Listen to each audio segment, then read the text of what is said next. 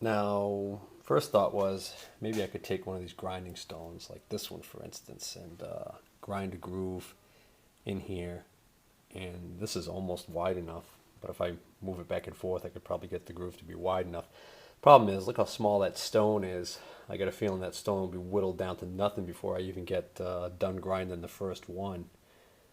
Never mind several of them. So I don't think that's going to work for me, but I might be able to use that for some touch-up if I need to do it later. So I think this is going to be out. The other problem is making a nice groove that's kind of straight. In other words, if I just start grinding here and then I rotate this a little bit and grind, it's going to be almost impossible to make a nice straight groove. So my thinking is, what I want to do is I want to rotate the stock while I'm grinding it. So in other words, I want to rig this up so that this is spinning. If I had a machinist lathe, I would chuck this thing right in the machinist lathe. The chuck would rotate it, and then I would find a way to grind that. Even if I just held like a die grinder by hand and just very carefully held it while it was spinning, I could probably make a pretty nice groove in that. Unfortunately, I do not have a machinist lathe, and my retired machinist friend down the street, who I've mentioned in the past, he does have a lathe. Problem is, he's not a finesse kind of guy anymore, and I'm worried about the kind of what would end up happening as far as the quality that I'd end up with here. So that's not going to work. So I'm going to have to figure something out. All right, here's something that might just work. I looked around the shop. I was looking actually for a piece of tubing or something that had an ID that would really work well with the 3/8 OD, and I couldn't find anything exactly. But then I came across, I was looking in my little parts drawer of plumbing fittings, came across these little nuts here. These are the nuts that go over a compression valve fitting, and they're almost perfect diameter. And so what I did was I mounted two of them in my little drill press vise here, and the way I've mounted them, they're going to act kind of like support bearings for this shaft. And I'm going to put some lubricant on here, and now what I can do is I think I could rig up an electric drill to rotate this just like this, so that as I'm grinding with whatever I decide to grind with, this will be spinning. So that's what I'm thinking right now. Now I was going to cut this to length. I was going to basically add up what 19 of these, or 10 or 11, however I end up making, end to end, how much that equals in length, add a little bit for waste, and cut this thing shorter. The thought being that, well, the less of this I've got hanging out over here on the bench, the more stable this whole setup's going to be when it's rotating.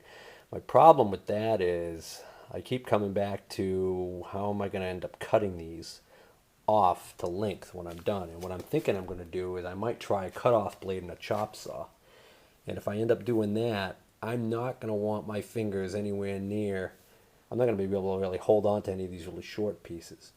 But if I start from this end and I cut off the lengths that I need and just keep going, and as long as I leave enough extra over here to stabilize it, I can actually cut them all off that way. So I don't need just like this much for the 10. I need this much, plus I need enough so that when I'm cutting the very last one, I've still got enough meat left on here to ensure that I can safely get this cut without the danger of it going flying. Oh, also, when I'm rigging up how I'm going to cut this, I'm probably going to want to have this rotating while it's cutting too, because that's going to help a lot to give me a nice clean cut.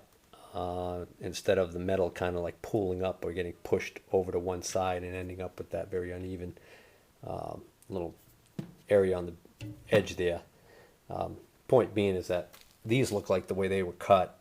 They were probably cut right off in a lathe because there's a little point right in the middle there. But anyways, what I want to do is I want to have plenty of rod, so I'm going to leave this rod at the full 3-foot length for now. Alright, so let's see, this setup I'm kind of thinking about right now. I got a drill, I got it chucked in the drill coming across here. I got it supported by these two makeshift little bearings. And if I turn the drill on, this is a variable speed drill. Unfortunately, to lock it in the on position, like most variable speed drills, it has to be in the full on mode, which I don't want to go in that fast, because I can just start it rotating.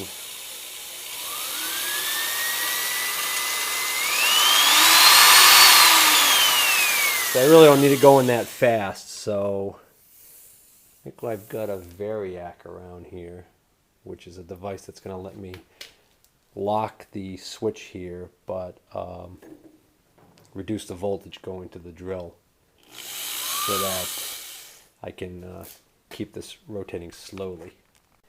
All right, here's my variac. This is called an Sencor PowerRite. This is basically it's a very fancy variac with a whole monitoring system built into it that will monitor things like AC power, current, and the line voltage coming in, and also the output.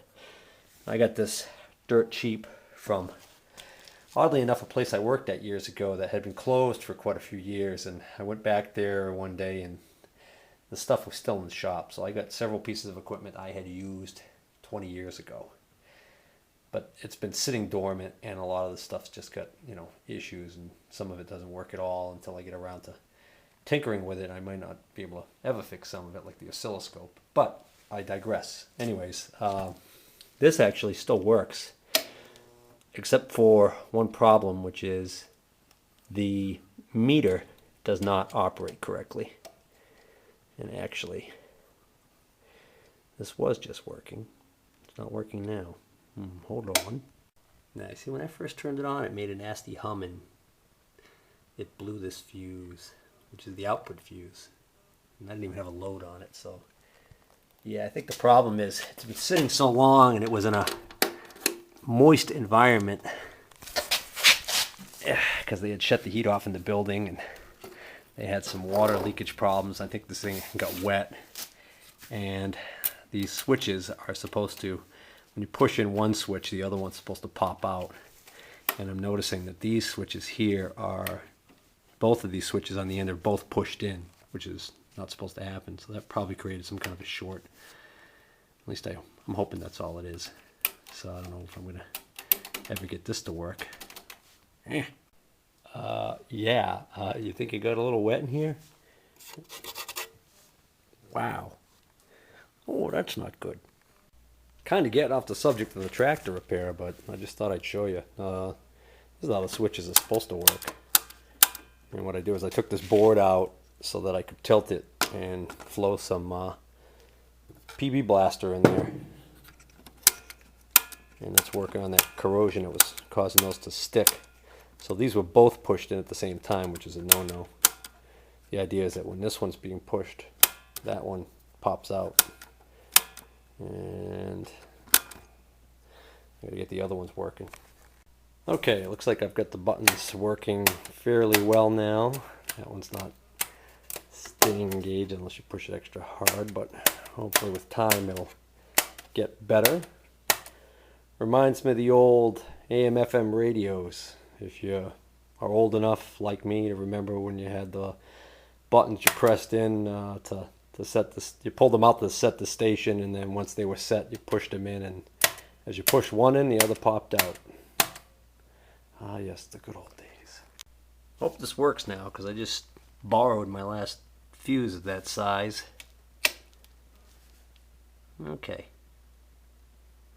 Alright, so what I started to say before we were so rudely interrupted by this piece of junk, I mean fine piece of equipment, is that the one thing I didn't know about this thing that wasn't working correctly even before it was abused and left in the wet environment was that the meter was not reading correctly. So I'm not really worried about that. So it's saying that the line voltage coming in right now is at 50 volts, which is definitely wrong. And then if I flip the switch, this is the output. So that right there is full, which this particular variac inside here can actually go above the incoming line, and it can actually step up a little bit. So normally I would set this right to that line right there, and that would be normal like line level. But right now with the crank, it's only showing about 64 volts. In reality, what's coming out here at the terminal is over 120. So I'm going to back that all the way down to 0 and plug my drill in.